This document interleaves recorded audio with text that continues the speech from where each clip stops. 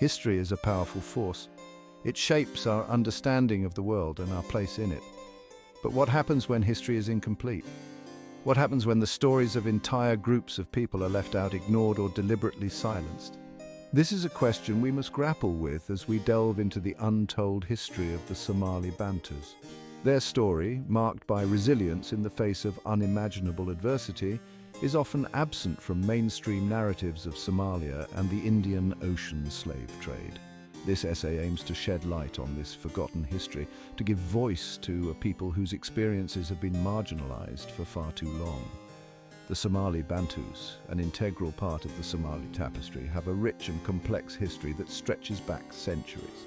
Their story is not merely one of victimhood, but also a testament to the enduring human spirit, a story of survival, cultural preservation, and the relentless pursuit of dignity and recognition. For generations, the Somali Bantus have carried their history within them, passed down through oral traditions, songs, and stories shared from one generation to the next. These stories, often whispered in hushed tones, speak of a past marked by both pain and perseverance, a past that deserves to be heard and understood. It is time to move beyond the dominant narratives that have often excluded or misrepresented the Somali Bantu experience. It is time to listen to their stories, to learn from their resilience, and to acknowledge the injustices they have endured.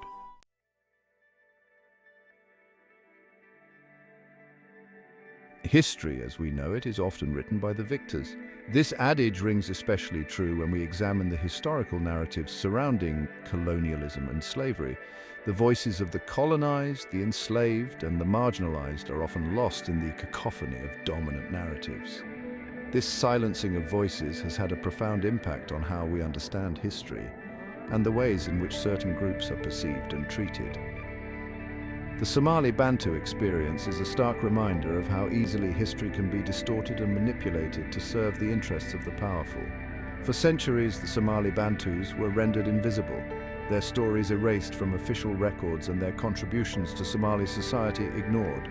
This deliberate silencing served to maintain a power structure that benefited from their exploitation and marginalization.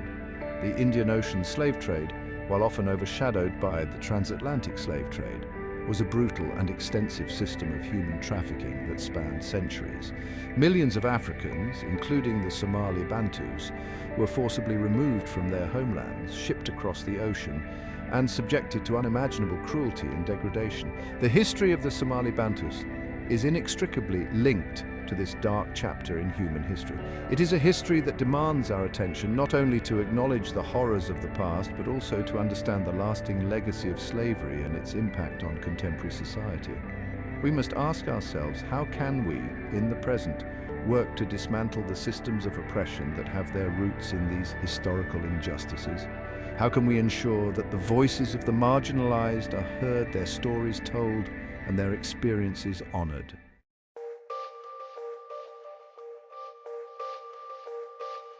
Long before the transatlantic slave trade etched its grim mark on human history, the ancient world bore witness to the exchange of people as commodities. Trade routes, stretching across continents like arteries, facilitated not only the flow of goods and ideas, but also the movement of enslaved individuals. The concept of human bondage was, tragically, not a novel concept, but rather a deeply ingrained practice in many ancient societies. From the bustling marketplaces of Mesopotamia to the empires of the Nile Valley, slavery was woven into the fabric of daily life. Conquered populations often found themselves thrust into servitude, their labor fueling the economies and ambitions of their captors. The dehumanizing nature of slavery, the reduction of individuals to mere possessions, was tragically normalized in these early civilizations. The reasons behind enslavement were varied, ranging from indebtedness and warfare to punishment for crimes and even birth into enslaved families. Regardless of the justification, the consequences for those enslaved were dire. Subjected to the whims of their masters, they endured forced labor, physical and psychological abuse, and the denial of their fundamental human rights. This early commodification of humans laid the groundwork for the more extensive and brutal systems of slavery that would emerge in later centuries. The Indian Ocean, destined to become a major hub of the slave trade, was already witnessing the movement of enslaved people along its ancient maritime routes. It is within this historical context, where the trade in human lives was tragically commonplace, that the stage was set for the arrival of the Somali Bantus.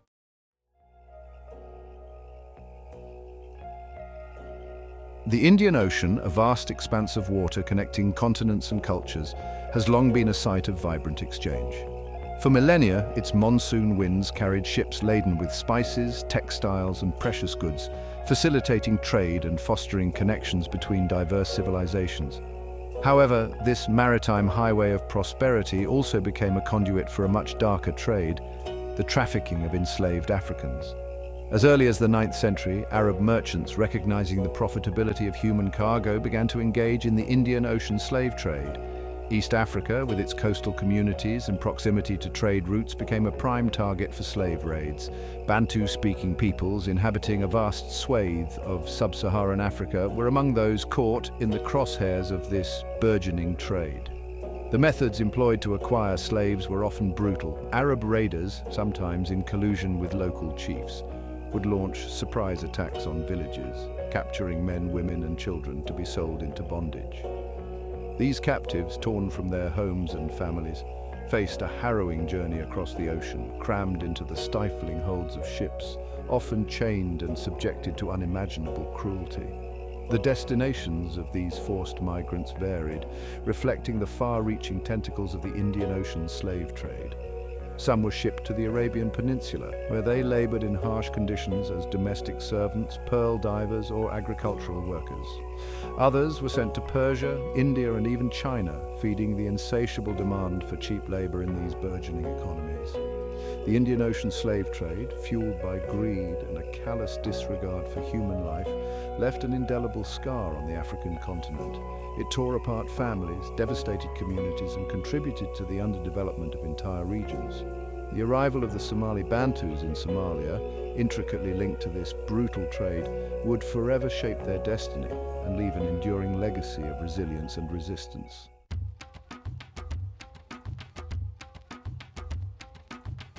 The Bantu people, a diverse linguistic and cultural group, represent one of the largest demographic expansions in human history.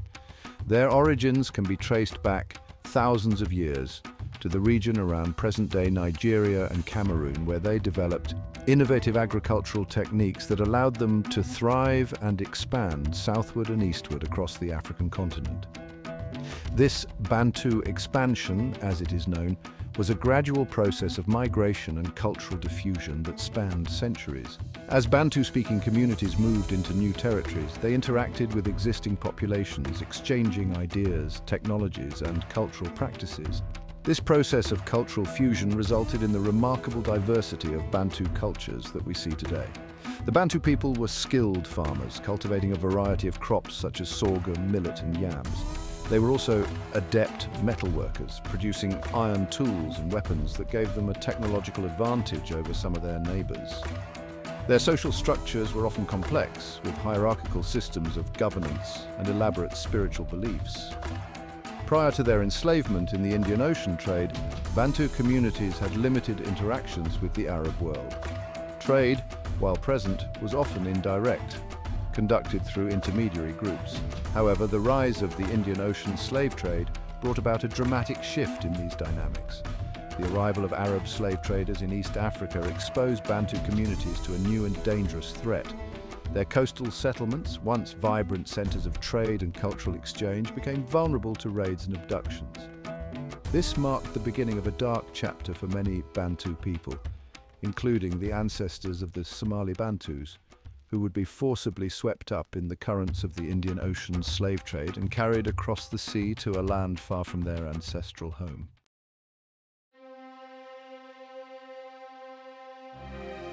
The shores of Somalia, with their arid plains and bustling coastal towns, became the unwilling destination for countless enslaved Africans transported across the Indian Ocean. Among them were the ancestors of the Somali Bantus, torn from their homelands and thrust into a world of unimaginable hardship. The dhows, traditional Arab sailing vessels, deposited their human cargo at various ports along the Somali coast, including Merka, Barawe, and Golbey. These towns, strategically located along trade routes, served as entry points into a system of exploitation that would define generations. For the newly arrived Bantus, the transition from freedom to captivity was brutal and disorienting. Stripped of their identities and reduced to mere commodities, they were sold to the highest bidders in slave markets, their fates determined by the whims of their new masters. The trauma of this forced migration, the separation from loved ones and the loss of their homeland, left an indelible scar on the collective memory of the Somali Bantu people. The Somali Sultanate, a powerful entity controlling much of the Somali coast, played a significant role in the perpetuation of the slave trade. Sultans, motivated by profit and the desire for cheap labor, actively encouraged the trafficking of enslaved Africans. The wealth generated from this trade fueled the Sultanate's coffers, allowing for the expansion of its military and the consolidation of its power. The arrival of the Bantus coincided with a period of agricultural expansion in southern Somalia. The fertile lands along the Juba and Shabelle rivers held the promise of bountiful harvests, but the Sultanate lacked the manpower to exploit this agricultural potential. The enslaved Bantus, with their agricultural knowledge and experience, were seen as a solution to this labor shortage.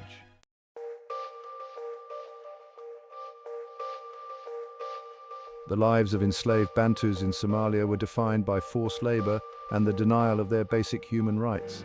The Sultanate, eager to maximize its profits, relegated them to the most arduous and dangerous tasks. Their agricultural expertise was ruthlessly exploited as they were forced to toil under the scorching sun, clearing land, planting crops, and harvesting harvests that enriched their masters but provided them with little sustenance.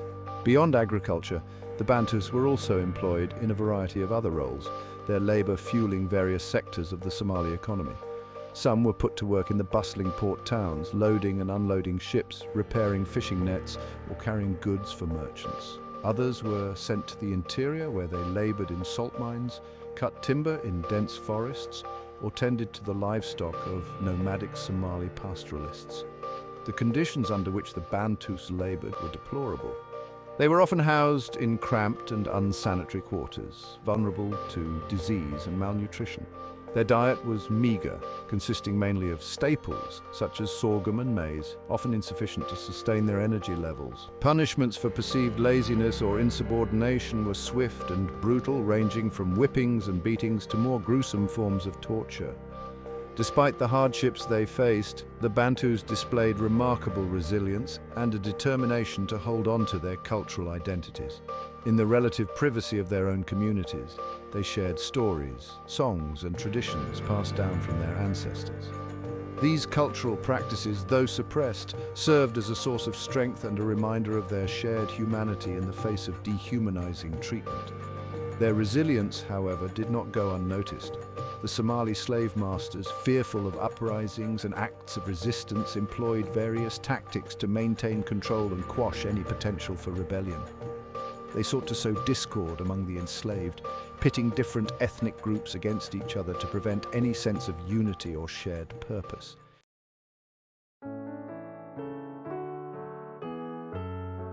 The human spirit, even when shackled by the bonds of slavery, yearns for freedom.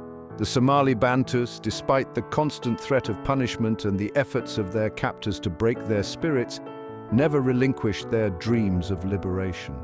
Resistance, though often subtle and clandestine, simmered beneath the surface of their daily lives, finding expression in various forms. Acts of sabotage, such as intentionally breaking tools or feigning illness to disrupt work routines, were common forms of resistance. These small acts of defiance, though seemingly insignificant, chipped away at the edifice of the slave system, demonstrating that the Bantus were not merely passive victims, but individuals capable of agency and defiance. Escape, though fraught with danger, offered another avenue towards freedom. The dense forests and rugged terrain of southern Somalia provided some cover for those desperate to flee their captors. Stories of successful escapes, passed down through generations, served as beacons of hope, fueling the belief that liberation, though difficult to attain, was not impossible. The Bantus also found ways to resist culturally and spiritually. They clung fiercely to their traditions, preserving their languages, songs, and stories in defiance of attempts to erase their cultural identities. These acts of cultural preservation, though often hidden from the eyes of their oppressors, served as a powerful affirmation of their humanity and their refusal to be defined solely by their enslavement. Religious practices, often incorporating elements of their traditional beliefs, offered solace and a sense of community. Gatherings for prayer and spiritual rituals, though sometimes disguised as social events, provided opportunities for the Bantus to connect with one another, share their hopes for a better future, and draw strength from their shared faith.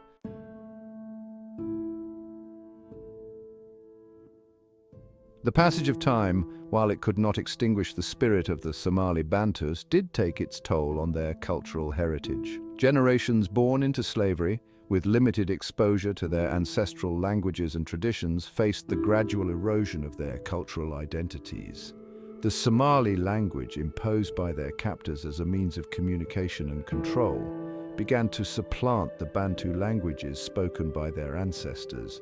This linguistic shift, while a practical necessity for survival in a society dominated by Somali slave owners, had profound cultural implications. Language, after all, is more than just a means of communication. It is a repository of culture, history, and identity. As the Bantus gradually lost fluency in their ancestral tongues, they also lost access to the stories, songs, and oral traditions that had been passed down through generations.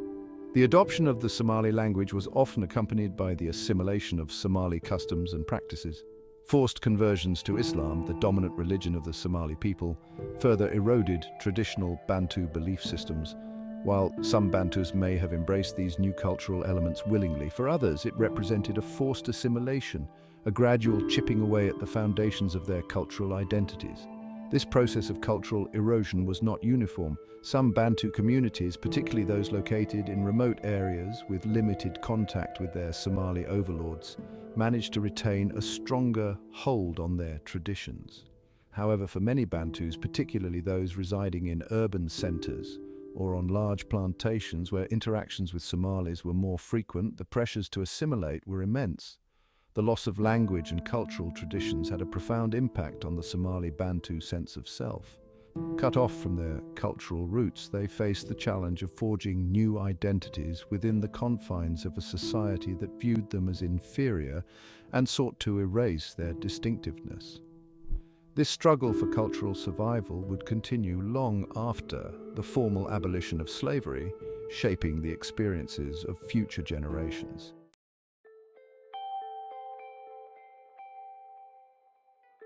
The desire for freedom, a flame that burns eternally in the human heart, could not be extinguished by the shackles of slavery. Among the Somali Bantus, subjected to generations of forced labor and oppression, whispers of liberation began to circulate, carried on the wind like seeds of hope.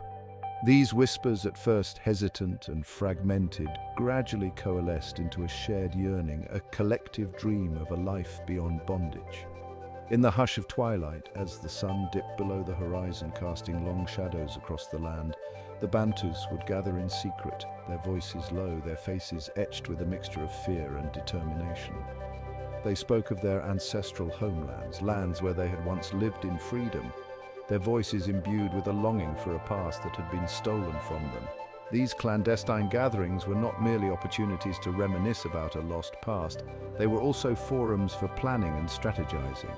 Leaders respected for their wisdom and courage emerged from within the Bantu communities, individuals who dared to dream of a different future and who inspired others to believe that change was possible. Majendero and Wanang Hucha, two such leaders whose names would forever be etched in the annals of Somali Bantu history, played a pivotal role in transforming these whispers of freedom into a tangible plan for escape.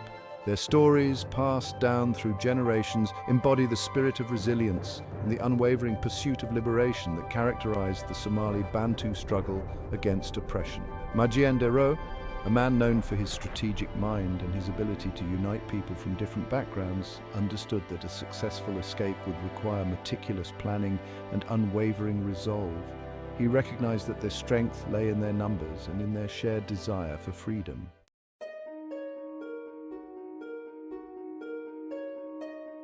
The whispers of freedom culminated in a daring act of collective resistance, the escape of a significant number of Somali Bantus from their captors. Led by Majendero and Wanang Hucha, This exodus marked a turning point in Somali Bantu history, a testament to the power of human resilience and the unwavering pursuit of liberty. Under the cover of darkness, as their captors slumbered, the escaping Bantus slipped away from the plantations and settlements where they had toiled for generations. Guided by the stars and their intimate knowledge of the land, they embarked on a perilous journey southward towards the dense forests and untamed wilderness of a region known as Goshaland. The journey was fraught with danger. The escaping Bantus faced the constant threat of recapture, their pursuers hot on their trail. They had to navigate treacherous terrain, endure hunger and thirst, and evade wild animals, all the while carrying with them the hope of a better life. Their escape was not merely a physical journey, it was also a spiritual one. As they walked, they sang songs of freedom, their voices echoing through the forests, a testament to their indomitable spirit. They drew strength from their shared faith, their belief in a higher power that guided their steps and protected them from harm. Their leaders, Ndero and Wananghucha, proved to be beacons of hope and inspiration during this arduous journey. Their courage in the face of adversity, their unwavering belief in their people's right to freedom, and their ability to maintain unity within the ranks of the escaping Bantus were instrumental in ensuring the success of their endeavor. The escape to Goshaland, a testament to the collective will and determination of the Somali Bantus, marked the beginning of a new chapter in their history. They had traded the shackles of slavery for the uncertainty of the unknown, but they had also taken their destiny into their own hands, embarking on a path that led towards self-determination and the creation of a new life.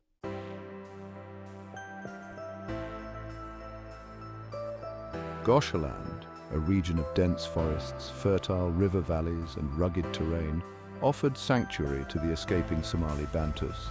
This land, largely uncharted by their Somali captors, became a place of refuge, a blank canvas upon which they could begin to paint the contours of their newfound freedom. The arrival in Goshaland was not without its challenges. The dense forests, while providing cover from their pursuers, also posed logistical difficulties.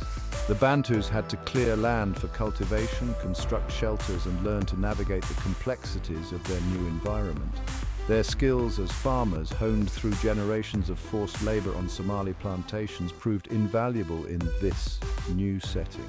They cleared patches of forest, planted crops, and established agricultural practices that allowed them to sustain themselves in this unfamiliar land. The Juba and Shabelle rivers, meandering through Goshaland like lifeblood, provided a vital source of water for both domestic use and irrigation. The Bantus, drawing on their ancestral knowledge of water management, constructed irrigation canals and developed farming techniques adapted to the riverine ecosystem. The transition from a life of enforced servitude to one of self-sufficiency was not without its difficulties. The Bantus faced internal divisions, the challenges of forging a collective identity in a new land, and the constant threat of raids from neighboring communities who resented their presence. Through it all, the spirit of resilience that had carried them through the horrors of slavery continued to sustain them. They drew strength from their shared history, their cultural traditions, and their unwavering belief in their right to freedom and self-determination.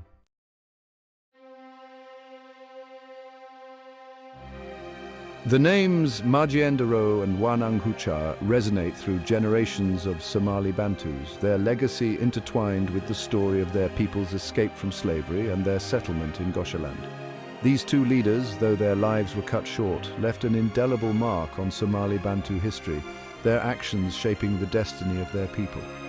Ndero, the strategist, the unifier, the visionary leader, is remembered for his pivotal role in planning and executing the escape from captivity. His ability to rally the Bantu people, to inspire hope in the face of despair, and to instill a sense of collective purpose proved essential in their quest for freedom. Wananghucha, her name synonymous with strength, wisdom, and unwavering determination, is revered for her leadership during the arduous journey to Goshaland and the early years of settlement. She is credited with maintaining order, resolving disputes, and ensuring the survival of her people in a new and challenging environment. Tragically, both leaders met untimely ends. Ndero, according to oral histories, was killed by a poisoned arrow a victim of internal conflicts that arose within the Bantu community as they grappled with the challenges of forging a new life in Goshaland. Wananghucha, after guiding her people through the initial years of settlement, is said to have passed away peacefully, leaving behind a legacy of leadership and a community that had taken root in a new land. Their stories, though tinged with tragedy, serve as a potent reminder of the human cost of slavery and the extraordinary courage of those who dared to resist it. They are remembered not only as liberators, but also as the architects of a new society, one founded on the principles of freedom, self-reliance, and cultural preservation. The legacy of Marjen Dero and Wananghucha extends far beyond their lifetimes. Their names are invoked during times of hardship and celebration, their stories serving as a source of inspiration and a reminder of the indomitable spirit that resides within the Somali Bantu people. Their memory serves as a beacon, guiding future generations towards a brighter future, one free from the shackles of oppression and defined by the pursuit of justice and equality.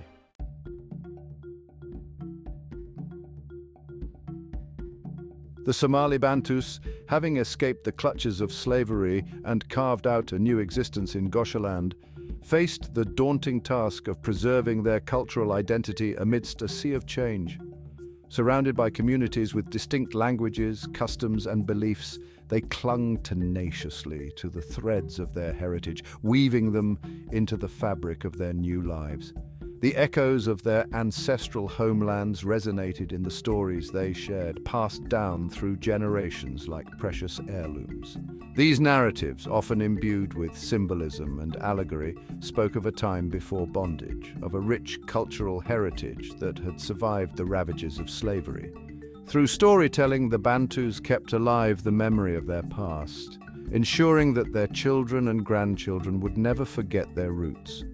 Music and dance, integral elements of Bantu cultural expression, provided both solace and a sense of continuity.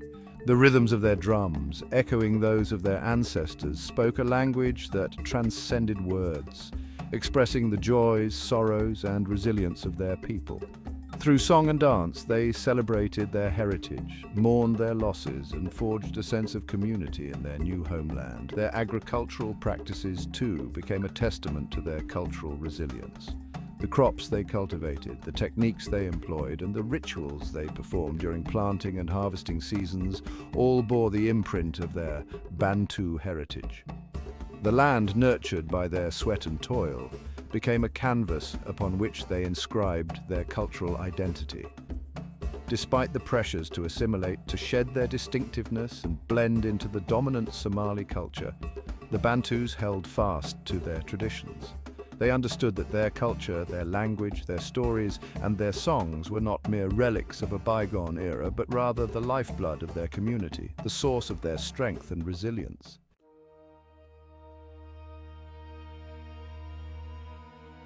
The 1980s brought with them a new wave of hardship for the Somali Bantus, a crisis not of their own making, but one that would have far-reaching consequences for their community. A devastating drought, one of the worst in recent memory, swept across the Horn of Africa, leaving in its wake parched earth, withered crops, and a humanitarian crisis of immense proportions. The fertile lands of Goshaland, once a source of sustenance and security, were transformed into a dust bowl. The Juba and Shabelle rivers, their waters reduced to a trickle, could no longer support the agricultural practices that had sustained the Bantu communities for generations.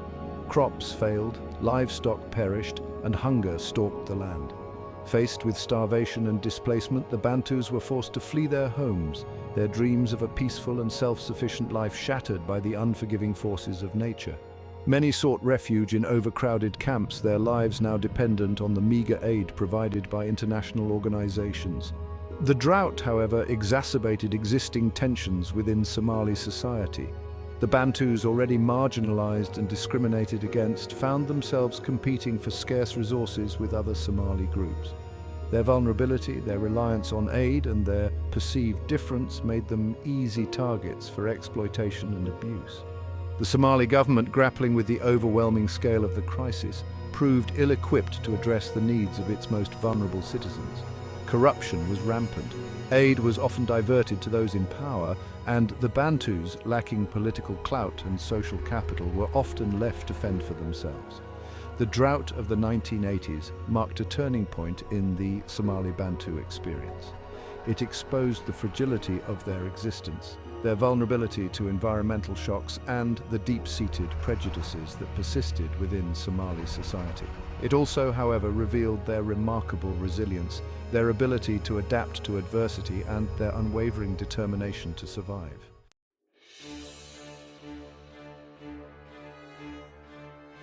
The drought, while a natural disaster, exposed the fault lines within Somali society, revealing the deep-seated inequalities and simmering tensions that had long plagued the nation. The Somali Bantus, already marginalized and discriminated against, found themselves caught in the crossfire as competition for resources and political power intensified. Opportunistic warlords, capitalizing on the chaos and instability unleashed by the drought, exploited existing divisions for their own gain. They stoked the flames of ethnic and clan-based rivalries, pitting communities against each other in a cynical power grab that plunged Somalia deeper into violence and anarchy. The Bantus, perceived as outsiders, as descendants of slaves lacking the clan affiliations that defined Somali identity, became convenient scapegoats. They were accused of receiving preferential treatment from aid organizations, of encroaching on land traditionally held by other clans, and of being complicit in the government's failures. Propaganda spread through rumor and fear-mongering painted the Bantus as a threat to the Somali way of life, as interlopers who did not belong in Somalia. This toxic narrative, fueled by ignorance and prejudice, served to justify acts of violence and discrimination against the Bantu community. The seeds of discord sown by those who sought to profit from chaos took root in the fertile ground of fear and resentment. The social fabric of Somali society, already frayed by years of drought and instability, began to unravel, setting the stage for a brutal civil war that would have devastating consequences for all involved, but particularly for marginalized groups like the Somali Bantus. The violence, once unleashed, became a self-perpetuating cycle of revenge and retribution. Villages were raided, homes were destroyed, and countless lives were lost in the senseless brutality that engulfed Somalia. The Bantus, lacking the protection of powerful clans and often targeted for their perceived weakness, bore the brunt of this violence.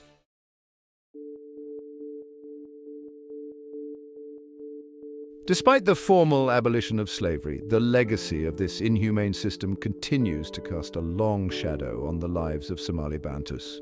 Generations after their ancestors escaped the shackles of bondage, they still find themselves grappling with the weight of inherited prejudice, their identities shaped by historical injustices that continue to permeate Somali society. The derogatory terms used to describe the Bantus, words like adoon, slave, and jarir, kinky hair, serve as a constant reminder of their marginalized status. These labels, imbued with centuries of prejudice, reinforce a social hierarchy that places the Bantus at the bottom rung, their humanity often questioned, their contributions to Somali society disregarded. This deeply ingrained prejudice manifests itself in various forms, from subtle acts of discrimination to overt hostility. Bantus are often denied access to education, healthcare, and employment opportunities. They face barriers to political participation, their voices silenced in a system that privileges clan affiliation and social status.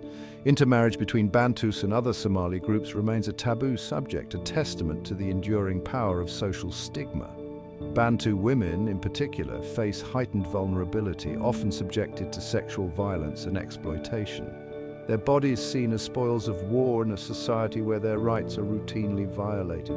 The weight of this inherited prejudice weighs heavily on the collective psyche of the Somali Bantu community. It erodes their sense of self-worth, limits their aspirations, and perpetuates a cycle of poverty and marginalization. It is a burden they carry with them every day, a constant reminder of the challenges they face in their quest for equality and recognition.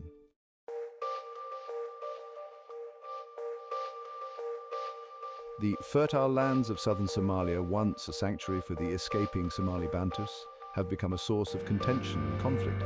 Their claims to ancestral lands are often challenged and their rights to resources denied. The legacy of colonialism, coupled with the breakdown of governance and the rise of warlordism, has created a volatile environment where land rights are fiercely contested. The Bantus, lacking the political clout and military might of other Somali groups, often find themselves on the losing end of these disputes. During the colonial era, large tracts of land were appropriated from indigenous communities, including the Bantus, and granted to Somali pastoralists favored by the colonial administration. These land grabs, often conducted without consultation or compensation, disrupted traditional land tenure systems and sowed the seeds of future conflicts. The collapse of the Somali state in the early 1990s exacerbated these tensions. In the absence of a functioning government to enforce land rights and mediate disputes, powerful clans and warlords seized control of valuable resources, including land, water, and grazing pastures. The Bantus, often lacking formal documentation to support their claims to ancestral lands, found themselves at a disadvantage in this chaotic environment. Their pleas for justice were often ignored, their rights trampled upon by those with the means to enforce their will through violence and intimidation. The competition for scarce resources, intensified by drought and environmental degradation, has fueled interclan conflicts, with the Bantus often caught in the crossfire. Their villages have been raided, their crops destroyed, and their access to water restricted, rendering them vulnerable to displacement and dispossession.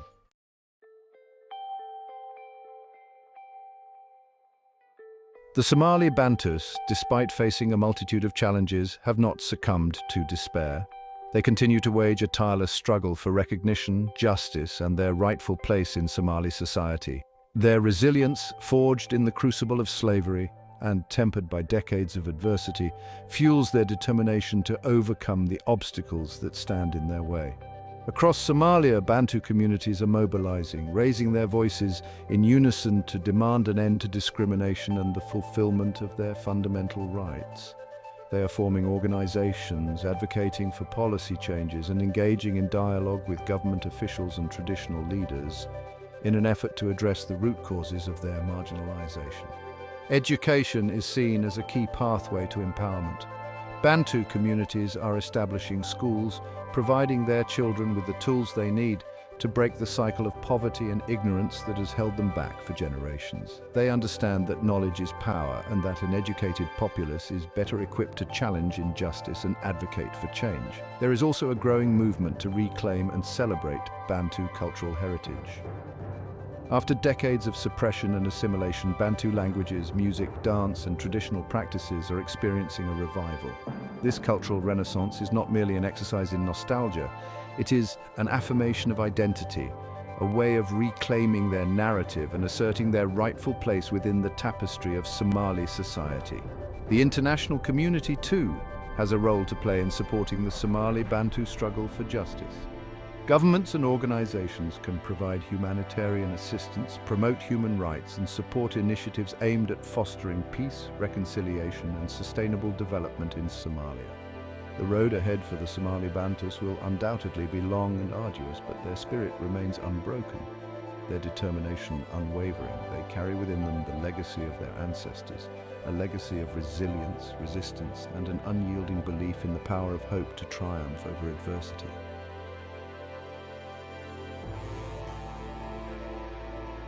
The story of the Somali Bantus is a poignant testament to the enduring strength of the human spirit. For centuries, they have navigated the treacherous currents of slavery, displacement, and discrimination, emerging from each ordeal with their dignity intact, their cultural identity preserved, and their hope for a better future undimmed. Their journey, though fraught with hardship, is ultimately a story of resilience, a testament to the power of the human spirit to overcome adversity. From the ancient trade routes that brought their ancestors to the shores of Somalia to their daring escape to Goshaland, the Bantus have demonstrated an unwavering determination to forge their own destiny. They have transformed tragedy into triumph, turning the pain of their past into a source of strength and inspiration for future generations. Their story, however, is not merely a historical footnote. It is a living narrative that continues to unfold in the present day, as the Bantus strive to create a more just and equitable society for themselves and their children. They are not content to be defined by the injustices they have endured, but are actively shaping their own future, reclaiming their narrative and demanding recognition for their contributions to Somali society. Their resilience is evident in their unwavering commitment to education, their efforts to revitalize their cultural heritage, and their courageous advocacy for human rights. They are not passive victims, but active agents of change, challenging the status quo and working to dismantle the systems of oppression that have held them back for far too long.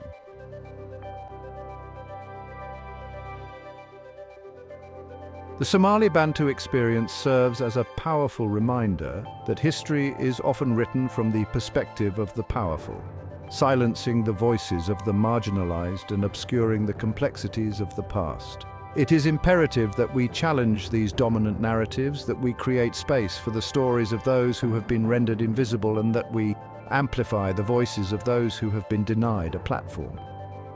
By listening to the stories of the Somali Bantus, by acknowledging their pain and by celebrating their resilience, we gain a deeper understanding of the human condition. We learn about the enduring legacy of slavery, the complexities of identity and belonging, and the importance of fighting for justice and equality. Their story also highlights the interconnectedness of our world, the ways in which historical injustices continue to shape the present, and the urgent need for collective action to address systemic inequality and discrimination. We must move beyond mere sympathy and engage in meaningful solidarity, working alongside marginalized communities to create a more just and equitable world for all. Amplifying the voices of the Somali Bantus is not merely an act of charity, it is an act of justice. It is a way of honoring their resilience, acknowledging their humanity, and ensuring that their experiences are not forgotten. By giving them a platform to share their stories, we contribute to a more inclusive and nuanced understanding of history, challenging prejudice and fostering empathy. Let us commit to listening to the stories of the marginalized, to amplifying their voices, and to working together to create a world where all people are treated with dignity and respect. For in the words of the late Somali poet Hadraawi, let us build a house where all can find shelter, a house built on the foundation of justice and peace.